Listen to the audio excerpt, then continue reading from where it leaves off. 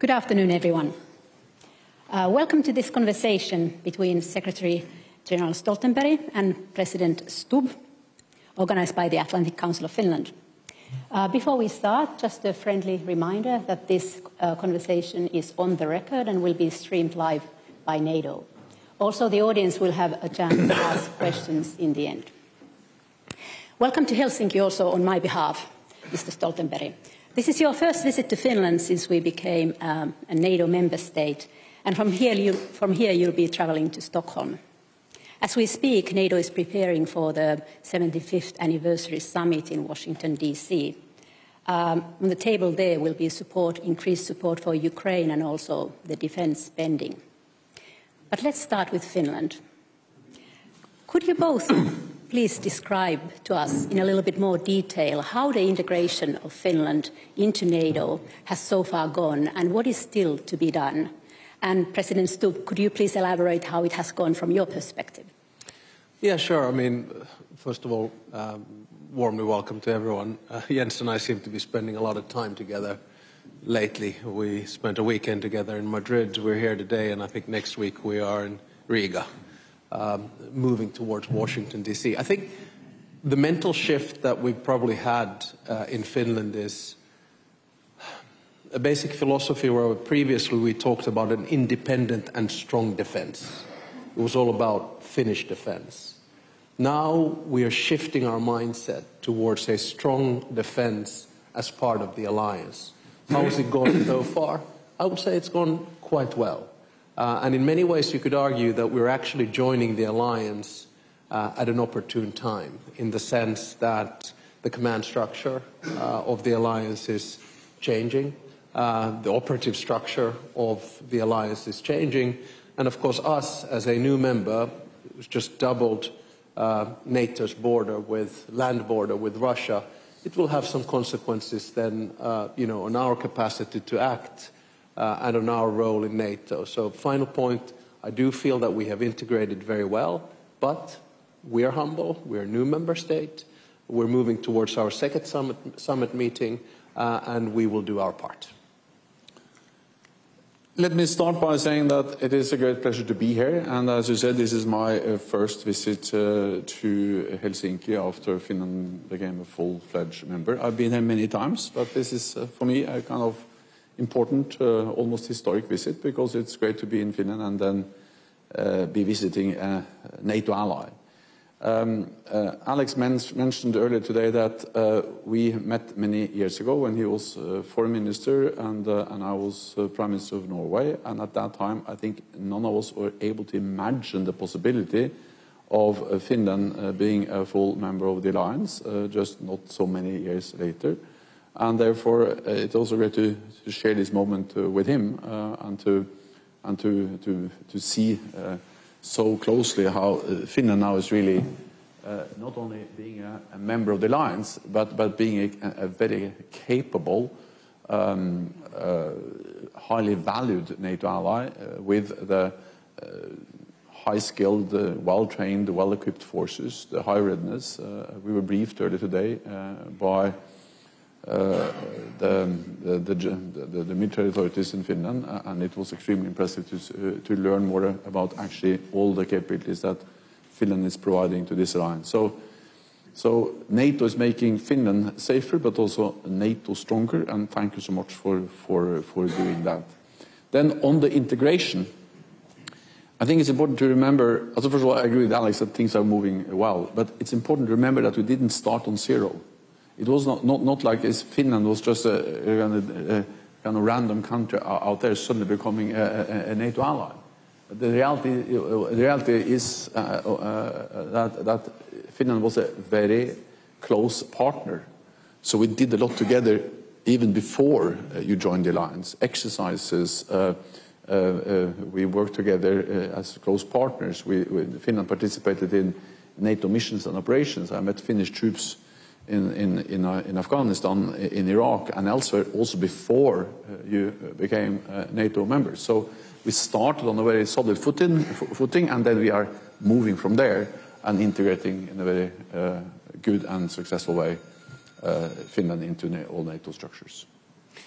Could I sure. add on to that? I mean, of course, with a different type of crisis management or peacekeeping operations, I mean, our military and political leadership was wise in the 1990s already, because we participated in S4 in Bosnia and K4 in Kosovo, and then, of course, later on, as Jens mentioned, in ISAF. So we had the capacity to participate in NATO missions. And, of course, I think we talked a lot about a so-called NATO option in the good old days. I think in many ways it started with the probably smartest decision of Finnish defense in modern history in the early 1990s, when we purchased the FA-18s. And that meant that we became closely integrated into the American system of defense. And we continued, of course, on that path in making ourselves as NATO compatible as possible. So if a rainy day, one day emerged, we were able to then seek membership immediately and would be accepted. And of course, we witnessed the fastest membership path in the history of the alliance because we were ready. And what about the Washington summit then? I mean, what are the concrete outcomes that can be expected there as far as the support for Ukraine or the defense spending? And what are the Finnish priorities at the summit? Yeah, okay, I can start on that and say that, first of all, I'd like to say one thing about the NATO option for Finland, even though that was not a question, because, to be honest, I visited Finland many times before you applied, and for me, it was a bit confusing, this whole idea of a NATO option, because, of course, in theory, every European country has the option to apply for NATO membership. It was sometimes confusing for us as well. But the thing is that it worked. So even if I didn't understand what it was a very successful concept, because it was a way to make membership a possibility, something you could address. It was in a way legal and it was a way to communicate to us and to the world, and maybe I guess also to the Finnish broader public, that actually, yes, now Finland was out of NATO, but that could change. So I will praise those who invented that very strange message, because it was a very successful concept of making it possible and then easy for you then to turn around and then suddenly apply for membership. And the reality is that, you know, you applied on the 17th of May 2022. So just a couple of months later, in July, you were invited. And that's extremely quick accession process, meaning that from you applied to all allies agreed to invite you, it was also a few weeks. Then it took roughly less than a year actually to finalize the ratification process. That's also extremely quick. Ratification takes at minimum a year normally, because you have to go through all the parliaments. So even if there are no political problems, normally it takes more than a year, and you were able to make it in less than a year. And then we took some more months with Sweden, but even Sweden is a quick accession process. So I said this because it was a kind of understanding this was very difficult. No, it went very quickly after you applied, and thank you all. So I guess many in this audience here have been supportive of that process in different ways. And thank you, because this is political courage, this is political leadership. And also Alex has been in favor of NATO for many years. So thank you, all of you, for what you have done and made this possible. Then the question was about Washington. Well, briefly, we can delve into all these issues. The main issues for Washington is to ensure that we have a strong message to Ukraine about support and more robust support, both a stronger NATO framework for coordinating the military support and the training, and a long-term pledge for Ukraine. Then it's about deterrence and defense. We have agreed very ambitious defense plans. We need to ensure that we have the capabilities, the forces to make these plans a reality.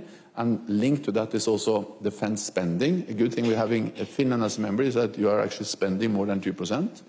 And the third thing is our Asia-Pacific partners will meet with the heads of state and government from Japan, South Korea, New Zealand and Australia. And that's, of course, also to address all the challenges that China poses to our security.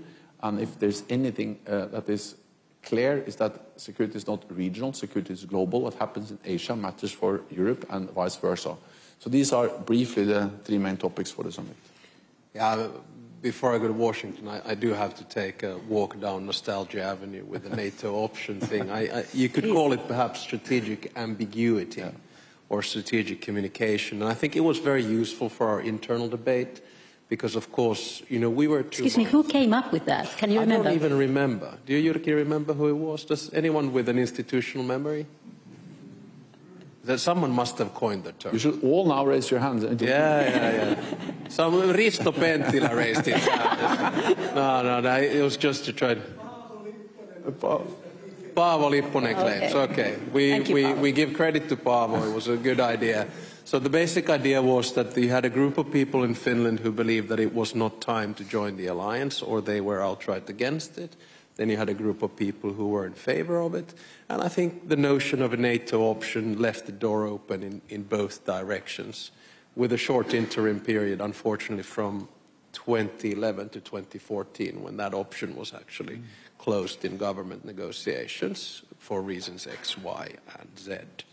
But the external communication was more important. This was a deterrence to a certain extent towards Russia in many ways. And then, of course, we were able to rake in on that option in 2022.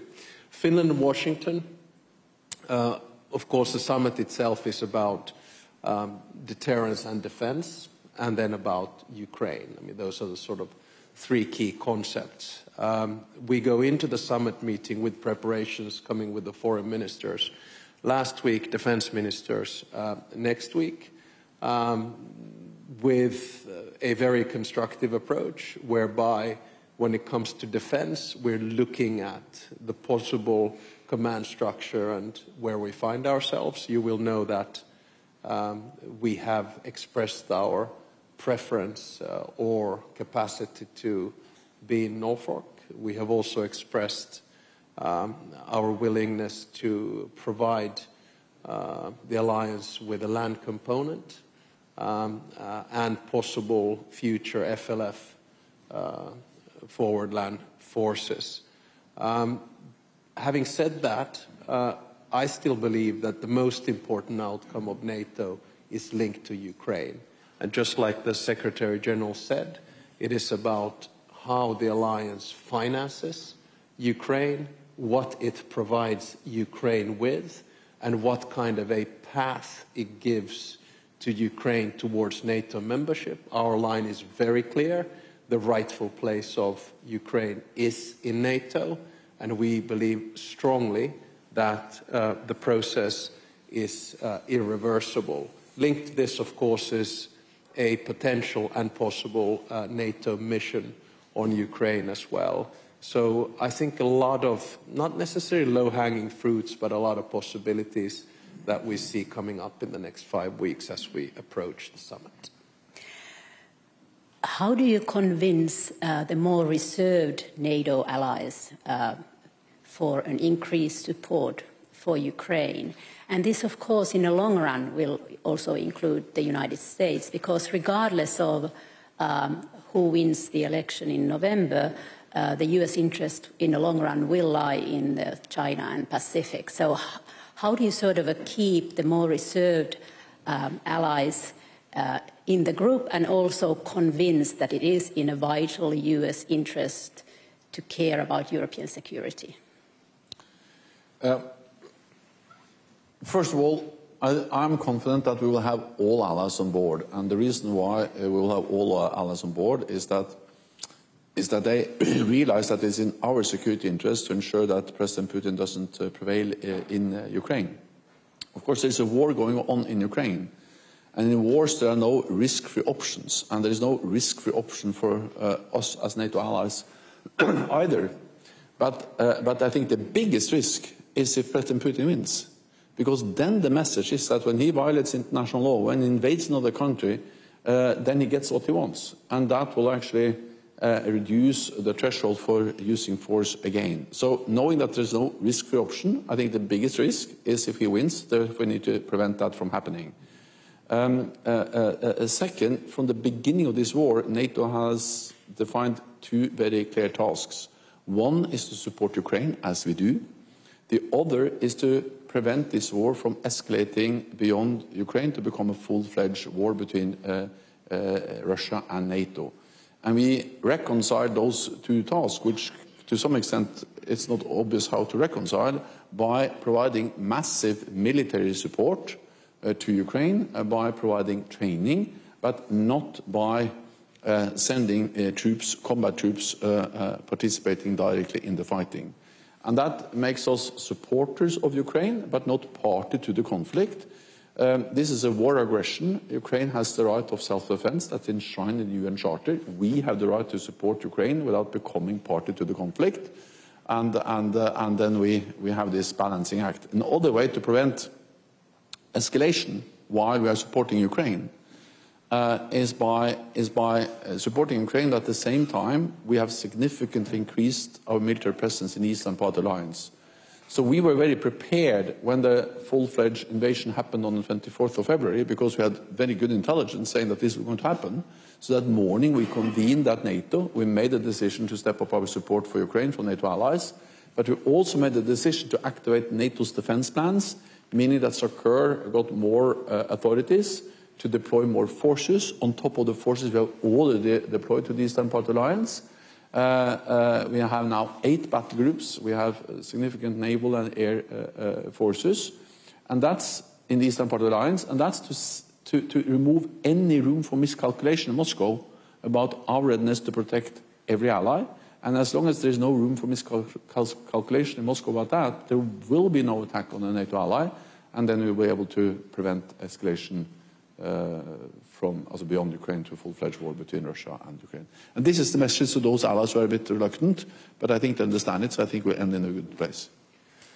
Yeah, I guess, two angles on it. The first one is linked directly to the question, can we rely on American support because it is pivoting towards the Indo-Pacific and especially towards China?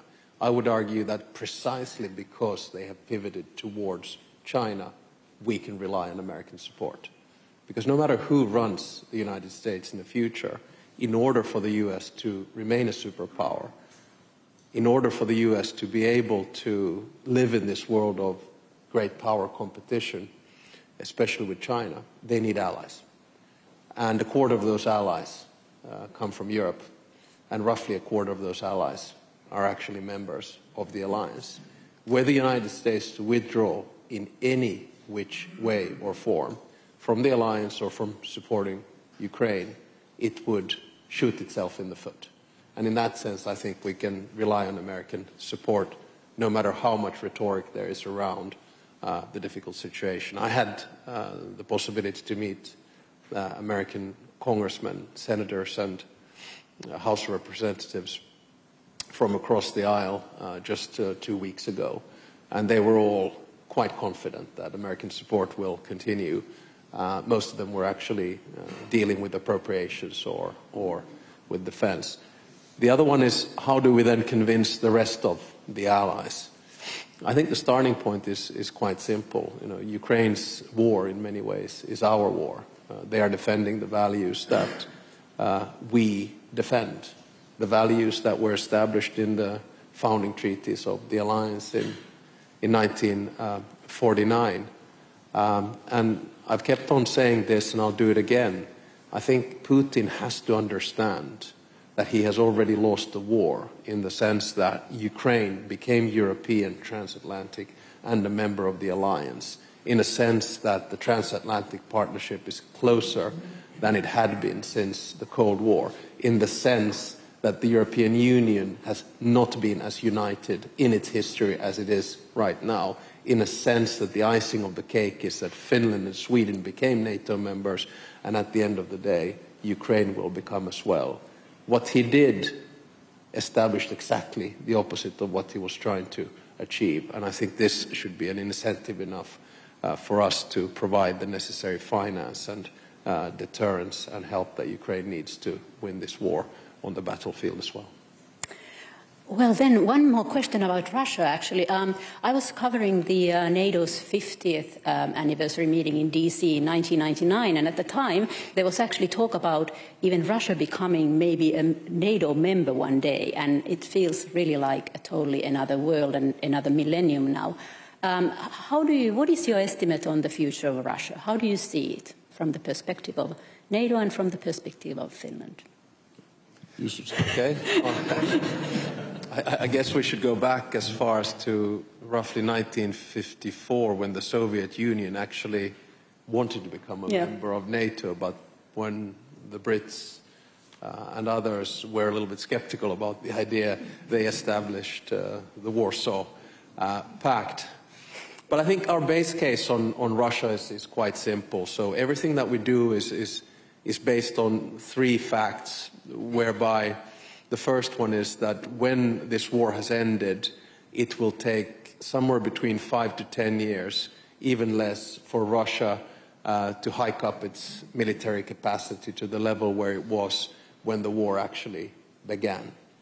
The second base case we have is that Russian foreign policy will not change. It will still be based on a zero-sum calculation, on what could be called traditional Russian imperialism and strong skepticism towards the West, towards international institutions, and towards a rules-based world order, no matter who runs Russia now in 5, 10, or 25 years. Remember that in August, Putin will have been de facto in charge for 25 years, and we don't see much of a change in this field. And the third base case is that Russia will not change its aim of a total defeat, destruction of Ukraine. So this is what we sort of base our overall calculation on. We're not naive about the direction in which Russia will go. I'll just finalize as well. It is very unlikely that Russia will become a normal liberal democracy anytime in the near future. So we're probably looking at almost a generation of a rather divided Europe. First of all, I share those analyses, but second, just to reflect back to 1999 and also the years preceding that, it was an historic opportunity that it was right to try to utilize. So I was among those Nordic politicians who really believed in the idea of trying to establish a better relationship with Russia after the end of the Cold War. And at that time, it was not possible to say with certainty that that was not possible. So I don't think we should regret that we made an effort to try to improve the relationship between NATO and Russia, and this had broad support across the alliance. And it has happened before. I mean, I often refer to the Nordic area. We used to fight each other for centuries. Big wars, small wars. But now we live as the best friends. Even more so if you look at continental Europe, Germany, France, United Kingdom, they used to fight each other until the Second World War, and now they live together in European Union, the best friends. So of course, there is nothing. It is not a law by nature or written in stone that forever we need to have a bad relationship with Russia. And after the end of the Cold War, there were signs pointing in the direction that this was going to change. And it was the right thing to do, to try, in a way, to seize that opportunity. Then you can discuss when should we have understood that it didn't work. You will never agree on that. But the good thing is that at least since 2014, in NATO we realized that we needed to strengthen our defenses to be able to respond to Russia. So in those days, also 2014 up till recently, we had this idea of a dual-track approach to Russia, deterrence, defense, and dialogue. So we didn't believe it was a kind of contradiction between being strong, united in NATO. We actually believed that as long as we were strong and united in NATO, we could also talk to the Russians on arms control, on confidence-building measures. And that was that was also right as long as we ensure that we had our strength in order. And since 2014, we have implemented the biggest reinforcement of NATO's collective defense in a generation, with more defense spending, more forces, high readiness. But until the 24th of February 2022, we tried to combine that with some kind of meaningful dialogue with Russia. After the full-fledged invasion, that's not possible anymore. There's no room for a meaningful dialogue with Russia. When that will be possible again, I will not speculate, but as long as they continue to invade another country, there is no way we can have a meaningful dialogue with Russia. Yeah. So the last thing I want to say is that the question, some say this has been obvious all the way. I don't agree. I had also, you know, I was Prime Minister back in 2000. Then President Putin was newly elected. From then and actually until 2013, I met him quite regularly. We made progress on a very practical level, especially bilateral things, Norway, Russia, on everything from fishery, energy, but also the big delimitation line in the high north.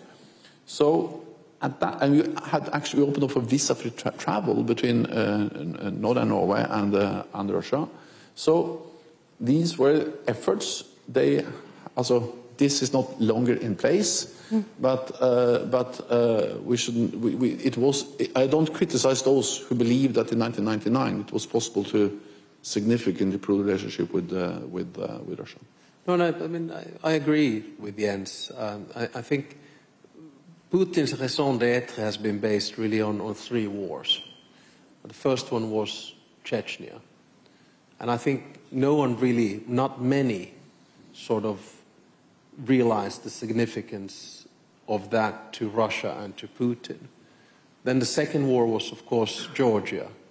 That was, for me at least personally, the wake-up call in August 2008, where I felt that, you know, Russia had gone back to its roots and was starting to change the international order and challenged the territorial integrity and sovereignty of another state. And then the final wake-up call for all of us should have been when the war actually in Ukraine began, which was, you know, 10 years ago in 2014. And, you know, then we can argue about whether we took the right measures or wrong measures.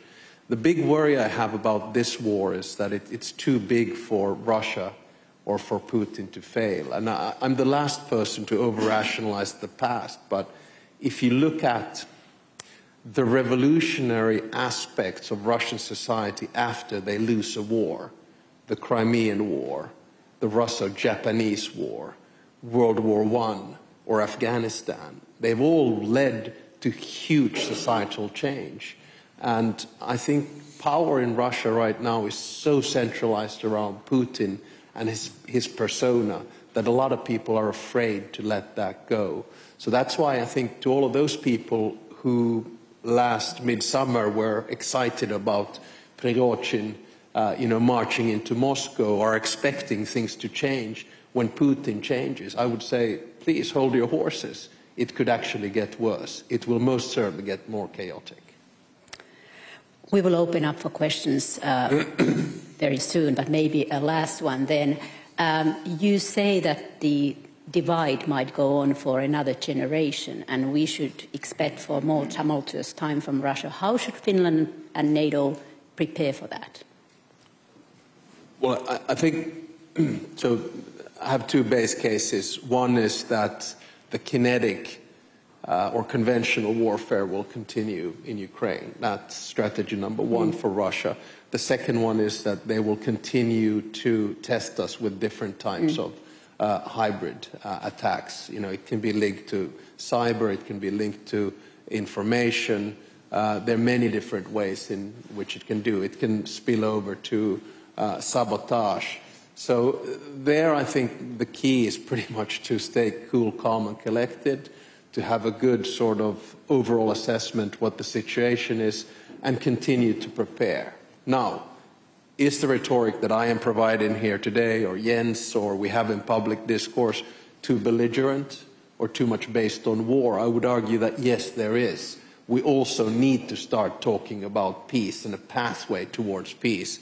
And of course, that's what we'll be doing in a little bit less than 2 weeks in Switzerland with President Zelensky and over 100 other countries. We need to start finding a pathway towards a ceasefire and towards peace, and then after that, a negotiation of a new type of a relationship. But I think it's quite safe to say that the security structure established in Helsinki in 1975 with the OSCE doesn't exist anymore in the way in which we believed. And we'll have to start trying to get a dialogue. But what I'm saying is that when the war ends, and the Russian economy can sustain it for a little while, but it will be so demodernized that Russia will go back to pretty much the same situation that it was in when the Soviet Union collapsed in 1991, and that's the type of Russia we'll be dealing with in the future. I agree with the President, so I think you should allow the audience to ask.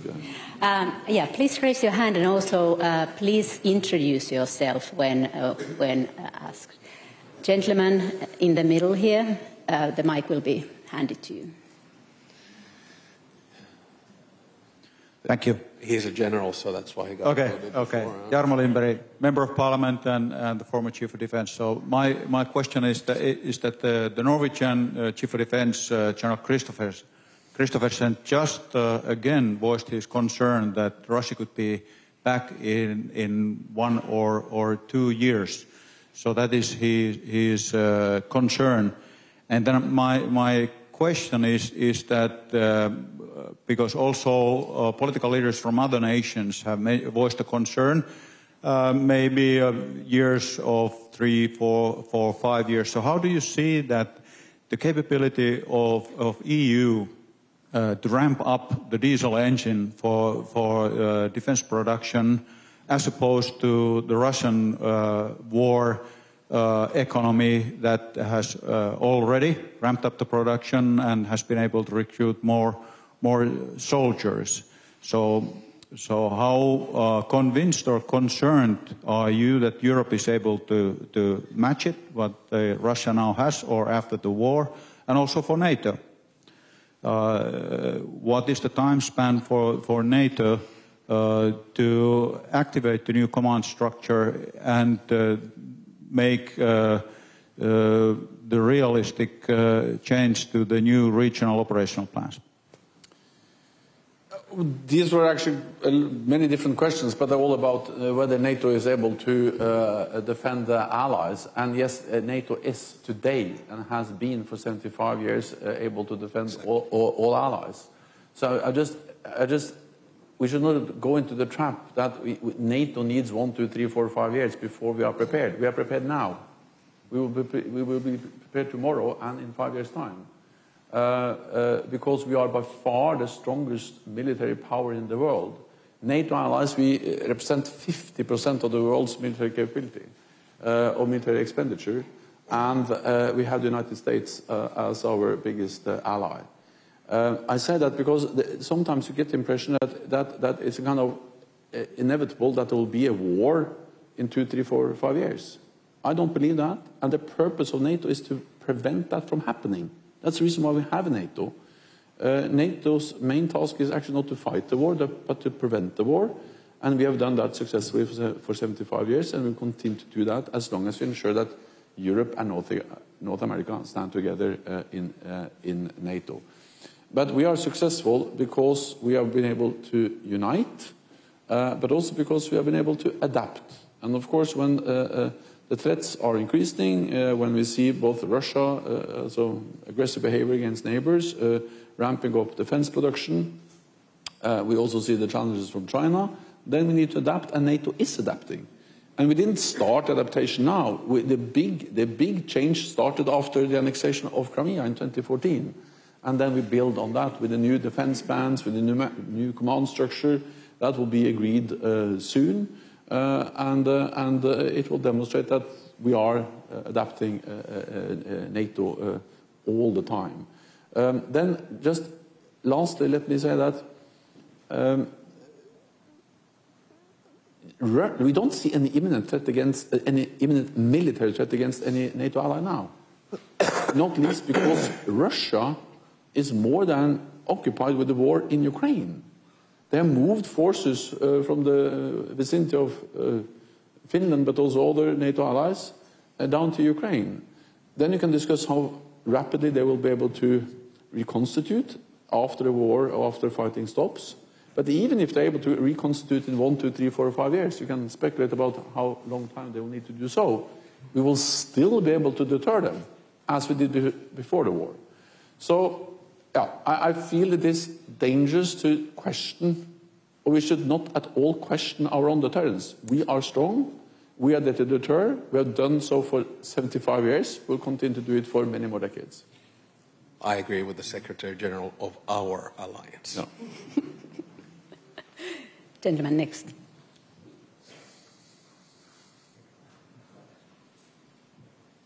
Hello, I'm Pekka Tori, member of the Finnish Parliament, ex-military too, but he outranks me.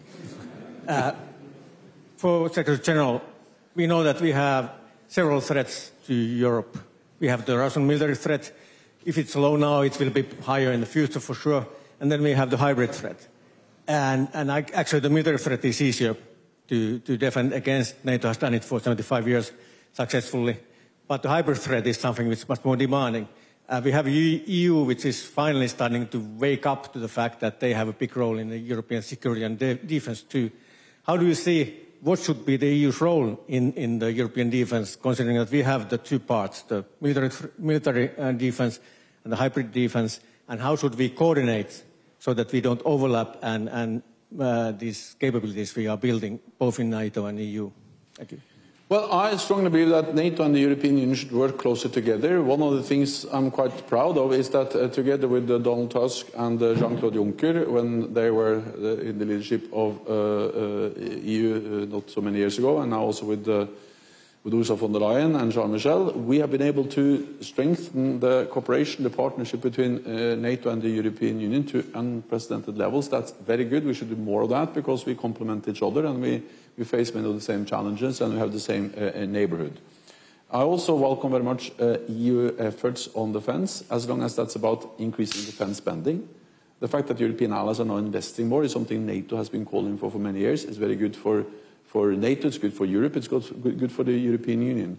And I also welcome very much every effort by the European Union to try to overcome the fragmentation of the European defense industry. That's very much welcomed.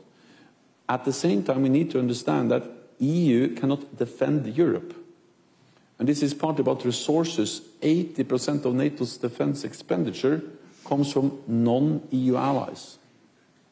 And this is not only about the United States, but also other allies. So 80% is outside EU. So this is about resources, but it is also about geography. So Norway and Iceland is perhaps not the biggest military powers in the world, but if you look at the map, they're very important for the transatlantic link, ensuring link over the Atlantic. In the south, you have Turkey, extremely important for all the threats we face on the southern flank, fighting terrorism, Iraq, Syria, fight against ISIS. And then in the west, you have the United States, of course, you have Canada, and the United Kingdom. So if you look at the map, you realize that the defense of Europe is more than EU countries. And then most important is about politics.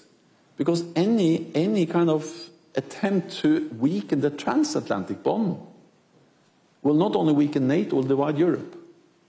So, again, I welcome EU efforts on defense if they complement and underpin NATO, but not if they duplicate and weaken the idea of NATO as the defining framework for defense of Europe. And that's because NATO has to be also the bedrock for the defense of Europe. And NATO has some unique responsibilities that should not be challenged. We have a command structure.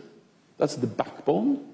The reality is that there are some empty, posts in that command structure because allies are not providing all the officers they should. If the EU starts to build a parallel command structure, even though it may be small in the beginning, then actually we're weakening the NATO command structure, and there is no, we have a command structure. We should not build competitive command structures.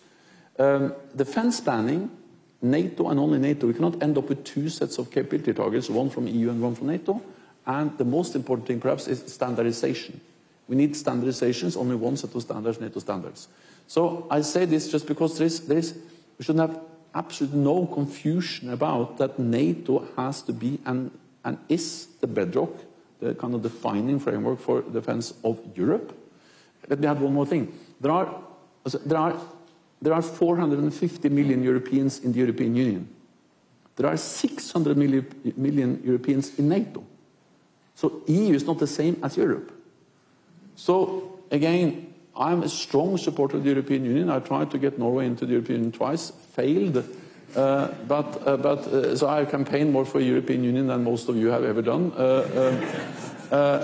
But EU is not there to defend. EU is there to do trade and environment and economy and all the other things, but defense we have NATO as the alliance. And now even stronger with Finland. Do you want to comment, Mr. President, or shall we? I think my compatriots know my views on this. So. Lady in the back, in blue, please. Your Excellencies, my name is Tytti Tuppurainen. I'm Member of Parliament and leader of the Social Democratic Parliamentary Group. Now that Finland and Sweden are finally both members in the alliance, it certainly strengthens NATO's Arctic footprint and Arctic posture. Given the fact that the Arctic could be even increasingly important for Russia, because the Baltic Sea is becoming a sort of NATO sea, what should be the task for NATO in the Arctic? For Russia, the Kola Peninsula, the White Sea is ever more important. So how far should NATO go in the Arctic in order to secure the open sea routes? How far should we stretch towards the North Pacific? Thank you. NATO is in the Arctic. Out of the 8 Arctic countries, 7 are members of NATO. And now with Finland and Sweden, of course, that's even more obvious. So we are there from Alaska, Canada, Greenland, Iceland, Norway, Sweden, Finland. So we are present in the Arctic, and we are investing in heavy new high-end capabilities, fighter jets, maritime patrol aircrafts, submarines that can operate in the Arctic. So we are increasing our presence and our capability to operate in the Arctic. What we see is that Russia is also increasing their presence, or they have done that for many years. They're reopening old Arctic bases. And one of the consequences of climate change is that the ice is melting, so it's at least more accessible for ships. It has been an issue for many, many years that this northeastern passage also may open. It remains to be seen that it actually happens, but with more melting, it may at least be more likely that there will be more commercial shipping. So NATO is present, NATO is ready, and NATO has 7 great Arctic countries as members. I think it's an excellent question, because sometimes when we talk about Finland and NATO, we only look eastbound. And in many ways, we have to, I think, convince our allies that actually our approach is very much 360. So we look down at the south, west, and then up north as well.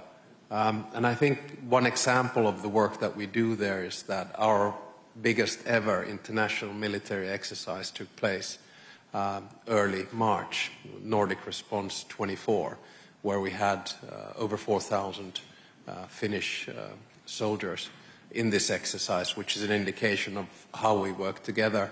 I think it's important that we work very closely with all the Arctic NATO countries, but I want to add that there's a very strong Nordic component to this. In other words, that we know exactly what we do together with Norway and Sweden.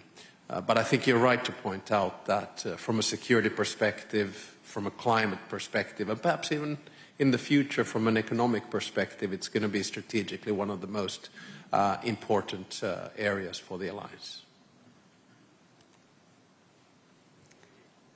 Lady in the third row, please. Thank you very much. Pia Ranta-Längberg from the Foreign Ministry, former Finland's NATO ambassador from 2011 to 15. Mr. Secretary General, my question is related to the decision-making. We very much know that the consensus decision-making is the core of the alliance. We also know that during the past many years, there has been discussion that in case of a crisis, the decision-making requires time. And the timely decision-making is really then needed. This is one aspect of my question, that is this debate still there? We know that, for example, SACEUR has been delegated more powers to act in times of more serious crisis. But is this discussion still there? And also related to this one is then the situation where, well, this is a very speculative question, and one should never speculate, but I still do it now. In case of a severe crisis, what would happen if a member state would not be ready to agree of a concrete military action? What would happen? So at least to some extent I have seen in some academic discussions references to be made on qualified majority voting, for example, or decision making. So first of all, NATO has proven that we are able to make decisions quickly when needed. The reality is that there are some decisions we spend years to make, but that's not the most important and critical decisions. The really critical decisions we have demonstrated that we can make quickly. Just hours after 9/11, we activated Article 5. When allies came to NATO, after they have actually launched the Libya operation without NATO, that was a non-NATO thing, then they came to NATO and asked for help, and within days we have taken over the whole Libya operation. Then on the morning of the invasion of Ukraine, we made big decisions, including by activating our defense plans, and by doing that we are handing over authority to our military commanders, to SACEUR, to make decisions without having to go to the North Atlantic Council to seek consensus on every deployment and every movement. These plans gives him also significant authorities just with the aim to prevent any, as I say, slow decision making when rapid decisions are needed. So I'm absolutely confident that when needed we are able to take the relevant decisions at the speed of relevance or as fast as necessary. Then, of course, being a Secretary General, sometimes you dream about having a majority vote to vote down the others. But then that will undermine NATO. And the beauty of consensus is that when you have a decision, it's very strong. Because then all allies are behind. So there's also a big advantage. Maybe it takes some more time, but the advantage is at the end of the day we have 100% support for all the decisions because we have made them by consensus. So there's ownership throughout the alliance. So I'm not so concerned about that. And the last thing I would say is that I have great respect for academics, but sometimes they make things a bit difficult. To have a reason to write PhDs or whatever. So because the beauty with the Washington Treaty, it's only 14 paragraphs. And you can have a legal approach and can write PhDs about all those paragraphs, but it's fundamentally a political document. It's a document where you say that we are a North Atlantic Alliance, North America and Europe. You have to invest in your defense. That's Article 2 is that we need to be friends and trade them and so on. And Article 3 is that you have to invest in your own defense. Article 4 I can't remember, but Article 5 is that democracy and NGOs. Oh, yeah. Article 4. Okay. Here's an academic. So, but then Article 5 is that we protect each other. And that's a collective and individual responsibility.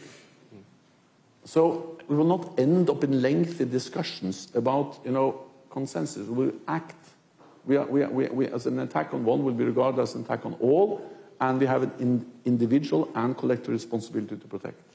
So, and again, if we ask too many questions about these things, we're actually undermining the whole idea of that we defend each other, political commitment. As a former academic who wrote his PhD in international relations, I shall refrain from comment.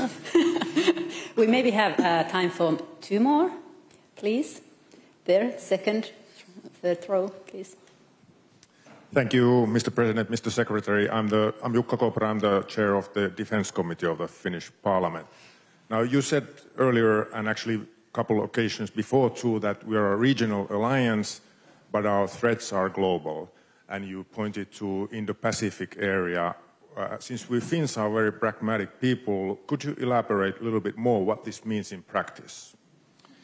Well, it means in practice first that we are a regional alliance. That's defined in the Washington Treaty, that we are, NATO is for Canada and the United States. It's actually not for whole America. It's also Canada and the United States, and then for European countries. So other countries cannot become members of NATO unless we change the Washington Treaty, and there are no plans to change that. So we are a regional alliance, North America and Europe.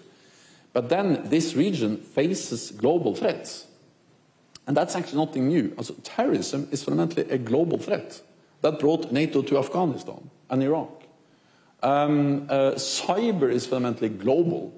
It's not a regional thing, it's a global thing. You can have cyber attacks from wherever in the world against North America and Europe. Space is becoming more and more important for our defense. And that's really global space. And then, of course, the war in Ukraine demonstrates how our security is interlinked with what happens in Asia. Because if you look at what are the friends, who are the friends of Russia or Moscow that helps them to conduct this war, it's Iran providing drones, helping Russia to set up a factory to build more of these Shahed drones. It's North Korea, a country in Asia. Has provided more than 1 million artillery rounds. In return, Russia shares technology for their missile and nuclear programs. So it's Europe and Asia connected together in the war in Ukraine. And then, of course, China. China is now really the country that is underpinning the war efforts of Russia. With dual use equipment, with microelectronics, with a lot of technology which Russia is using to build their missiles, the bombs, the battle tanks. So without the enormous support from China, the economic support, the trade, Russia would not have been able. So it demonstrates that the war in Ukraine demonstrates the link with Asia. And they follow the war in Ukraine very closely in Asia, because they know that if President Putin prevails or wins there, that will increase the possibility of any use of military force in Asia, Taiwan, South China Sea. So, as the Japanese Prime Minister said, what happens in Ukraine today can happen in Southeast Asia tomorrow.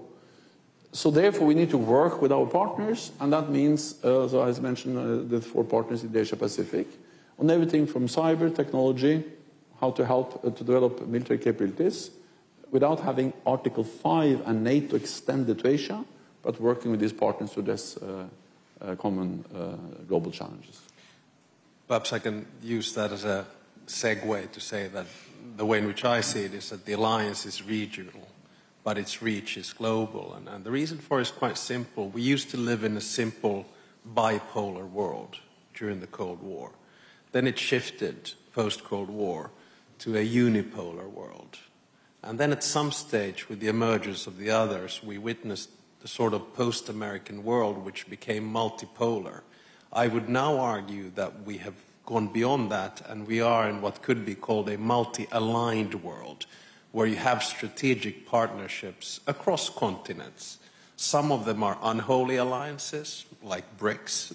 There's nothing that holds this letter combination together that has to do with values. It's pure interest, and the interest is to undermine the West and international institutions and the current order. At the same time, we in the alliance are also building strategic alliances. That's why Japan, that's why South Korea, that's why New Zealand and Australia will be in Washington. That's why the United States has alliances or alignments in the Quad with Japan and India, and in AUKUS with Australia and the United Kingdom.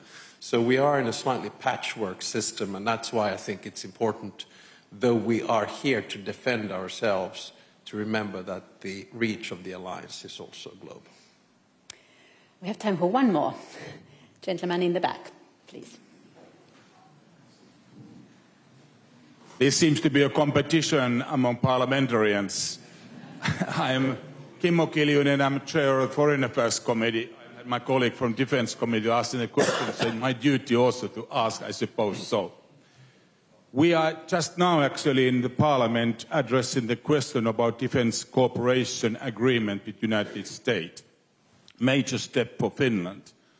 We are following very clearly a Nordic model here because all Nordic countries do have, after this process in Finland, similar type of arrangement with the United States.